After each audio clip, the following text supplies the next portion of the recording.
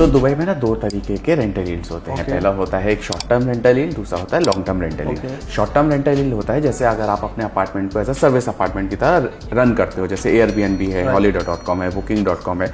तो जब आप इसको शॉर्ट टर्म रेंटल में डालते हो तो वहाँ पे आपका जो रेंटल यील्ड है वो करीबन 8% से 12% जाता है। अच्छा, इतना है? यस सर, बिकॉज अगर आप कभी भी किसी होटल में जाते हैं, रुकते हैं, तो वहाँ के आपको पर डे के पैसे देने पड़ते हैं। अगर 4 लोग या 5 लोग फैमिली के दुबई शिफ्ट जाते हैं घूमने के लिए तो उनको 2 कमरे लेने पड़ेंगे, 2 रूम्स का अलग अलग टैरिफ देना पड़ेगा। अगर एक रूम का भी मैं 20-25 हज़ार रुपये पर डे का पकड़ूँ तो 2 रूम का करीबन 50,000 रुपीज़ वो पर डे का देते हैं। और अंदाज़ा अगर पकड़ी जाए ऑन एन एवरेज कोई अगर दुबई में जाता है तो 4 दिन के लिए रुकता है, तो 50,000 पर डे मतलब 1 लाख रुपये आपने 4 दिन का दे दिया।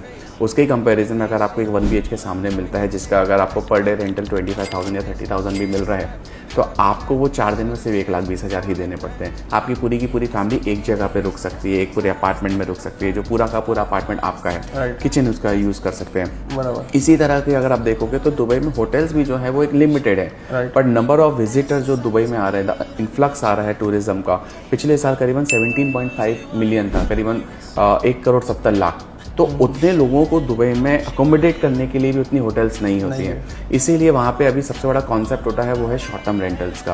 इनफैक्ट एयरबीएनबी का भी अगर आप ऑन एन एवरेज पकड़ेंगे तो वहाँ का जो ऑक्यूपेंसी रेट है वो करीबन 75 to 80% है। अगर आप उसको कंपेयर इंडिया से करोगे तो एयरबीएनबी इंडिया में 8 to 10% चलता है, तो आप उस समय समझ सकते हैं कि ये वहाँ पे शॉर्ट टर्म रेंटल का कितना डिमांड है। बराबर। ये हुआ आपका पहला।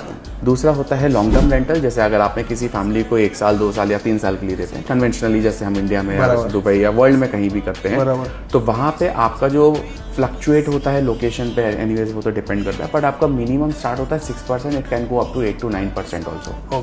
Depends on the project, the property, amenities, कितना नया प्रॉपर्टी है, लोकेशन क्या है, एक्सेसिबिलिटी कितना है वहाँ से।